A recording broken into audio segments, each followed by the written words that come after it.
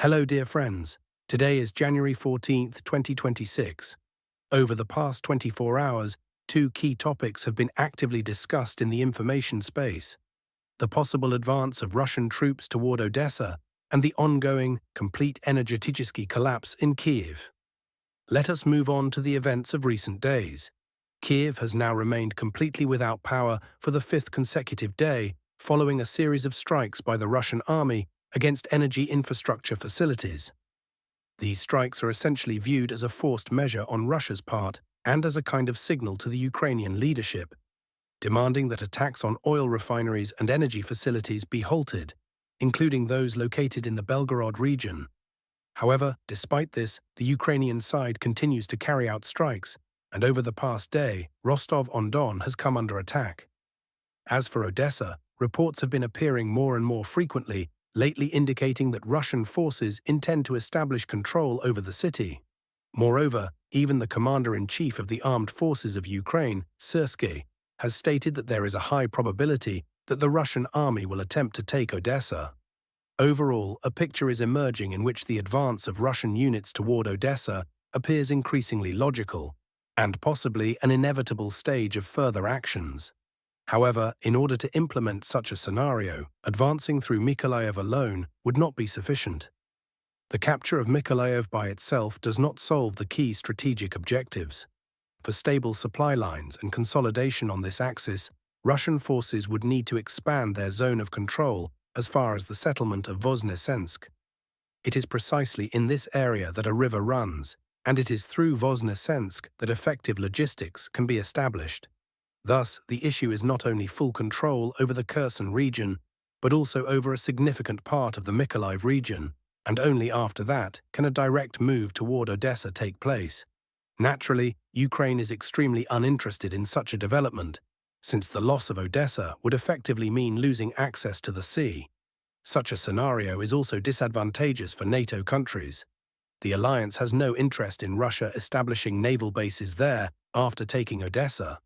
Whereas previously the main naval bases of the Russian Federation were located in the Novorossiysk area and later became entrenched in Sevastopol, control over Odessa would open the possibility of creating another major naval hub. This is precisely why NATO will make efforts to prevent Russian forces from reaching Odessa. Nevertheless, through its actions, Ukraine continues in effect to push Russia toward moving in this direction. At the same time, it must be understood that at the current pace of the offensive, reaching Odessa is not a matter of the near future. This would require forcing the Dnipro River, establishing full control over the entire Kherson region, taking Mykolaiv, and expanding the zone of control around it. Only after that could movement toward Odessa begin. A naval landing operation in this case is not considered an effective option. Even if such an operation were possible, the landing forces would be insufficient, both to capture the city and, even more so, to hold it. Therefore, we continue to closely monitor the development of the situation. Now let us move directly to the line of contact. Weather conditions continue to influence the course of hostilities. Over the past day, advances by Russian units have been recorded, but they are noticeably less intense compared to the end of December 2025, although certain days in early January were also marked by high activity. We begin with the Zaporizhzhia section of the front. From the western Zaporizhzhia direction, essentially only one noteworthy piece of news has appeared today. It concerns adjustments on the maps of pro-Ukrainian analysts who, albeit extremely reluctantly and slowly, are nevertheless beginning to acknowledge the advance of Russian forces in the area of the settlement of Stepnohorsk. According to their data, the northern and northeastern parts of this settlement are still designated as a grey zone. At the same time, there remains a noticeable gap between the assessments of pro-Ukrainian cartographers and the data from Western, pro-Russian and neutral sources. As a rule, such discrepancies are concentrated precisely in grey zones. In the Huliapol direction, reports are coming in that Russian units have effectively established control over the settlement of Pavlivka. However, at the time of recording, this information has not been officially confirmed. If it corresponds to reality, confirmations should appear today or tomorrow, and the changes will then be reflected on the map. In addition, Russian forces continue to strike positions of the armed forces of Ukraine in the areas of the settlements of Starokrainka and Zaliznikne. Some pro-Russian sources report that Russian units have managed to reach the outskirts of Starokrainka, but for now this information also remains at the level of reports. Next, we move on to the Dnipropetrovsk direction. Ukrainian sources today are publishing video footage from the settlement of Pavlivka. According to incoming information, the settlement is subject to mandatory evacuation, and the process of evacuating civilians has already begun. Footage is appearing online showing the remaining population leaving Pavlivka, heading westward or northwestward. This, in turn, indicates that in the near future, the Ukrainian side is likely to reinforce its military contingent in this section of the front. With a high degree of probability, this is connected to the fact that the battle for the settlement of Novopavlivka may be nearing its conclusion in the coming days. The Russian army is conducting active offensive operations there, and if full control over this settlement is established, the Russian side will obtain a serious bridgehead north of the Vovcha River, between Ivanivka and Novopavlivka.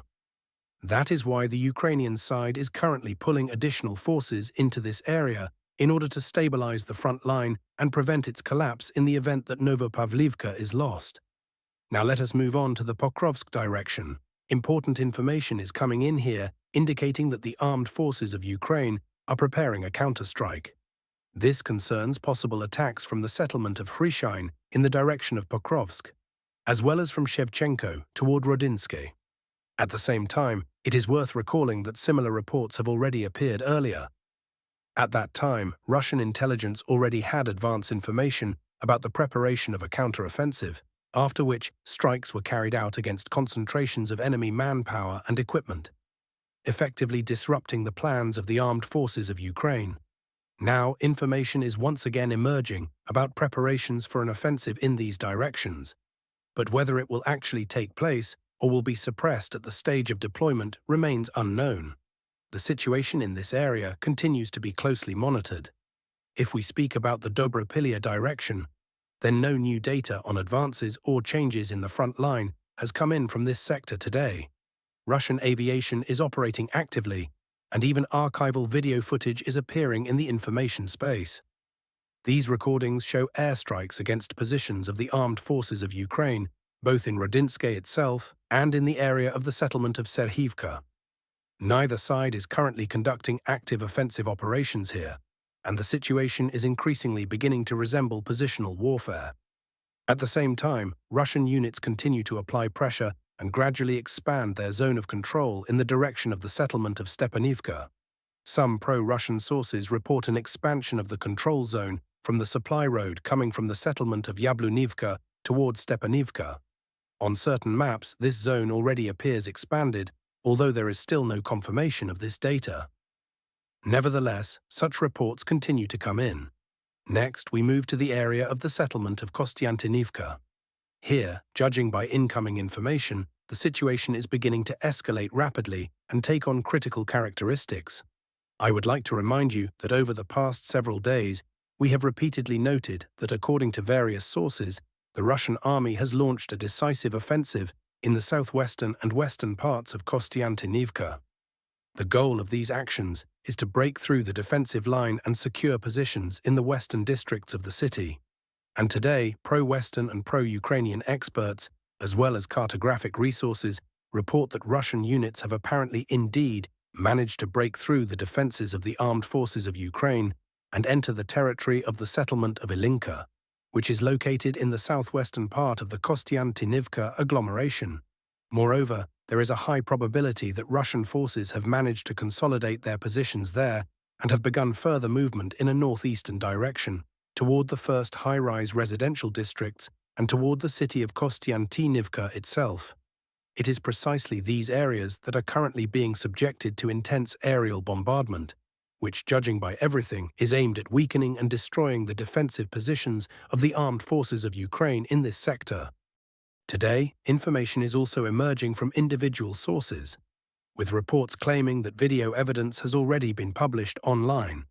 According to these reports, the presence of up to 5 servicemen of the armed forces of the Russian Federation has allegedly been recorded in the western part of Kostyantynivka. Personally, I have not yet been able to find this video in open sources, but it is claimed that it already exists.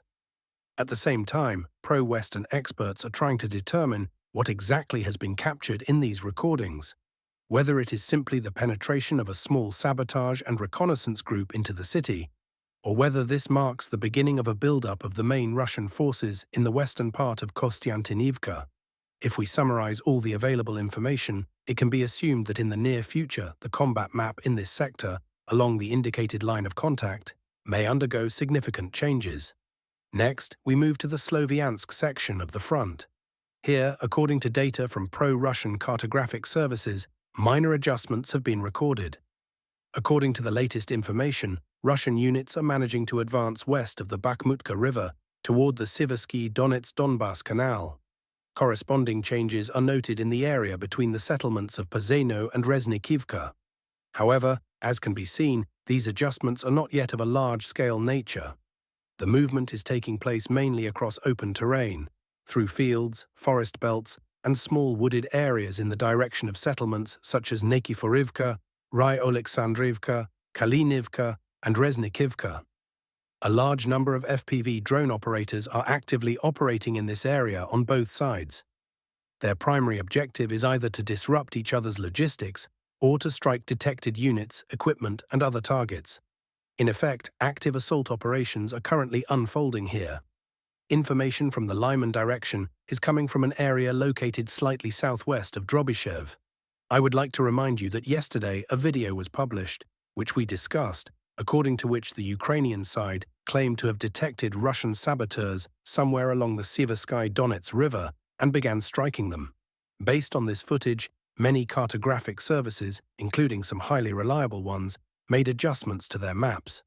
However, it later became clear that this video was actually recorded and published back in November 2025. At that time, Russian sabotage and reconnaissance groups were indeed active in this area, penetrating deep into Ukrainian positions with the aim of cutting supply lines. Russian units were indeed present in this sector at that time, but later withdrew northward toward Novoselivka after completing their objectives. At present, according to both reliable pro-Russian experts and pro-Ukrainian sources, there are no Russian units in this area. Nevertheless, for now this sector remains marked as a grey zone, and we are awaiting additional information, which may become available in the near future. In the Kupiansk direction, the situation remains without significant changes. Today, one video was published from this sector, filmed in the area of the settlement of Kupiansk-Vuzlovyi. The footage shows an airstrike on crossings over the Oskil River. This concerns one of the crossings that the Ukrainian side managed to construct in recent days and was using to supply Ukrainian garrisons on the eastern bank of the river. This crossing was destroyed as a result of the airstrike. Perhaps one of the most significant pieces of news today was a statement released by the Ministry of Defense of the Russian Federation regarding the northern part of the Sumy region. The ministry reported that Russian units had managed to significantly improve their tactical positions along the state border and also advance and consolidate positions in the area of the settlement of Komarivka. Based on this report, corresponding adjustments are being made. At the same time, it is worth recalling that the first reports of Russian advances in the Komarivka area appeared about a month ago, back in December.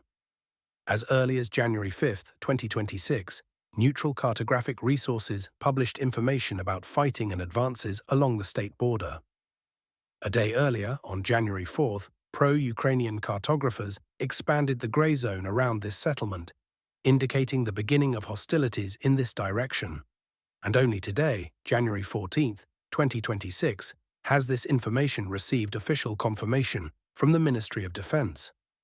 At this stage, it is difficult to say unequivocally what kind of operation this is and what goal is being pursued, whether it is the preparation of a large-scale offensive or simply a report indicating increased activity along the northern section of the border, possibly with an eye toward more serious movements closer to the spring military campaign.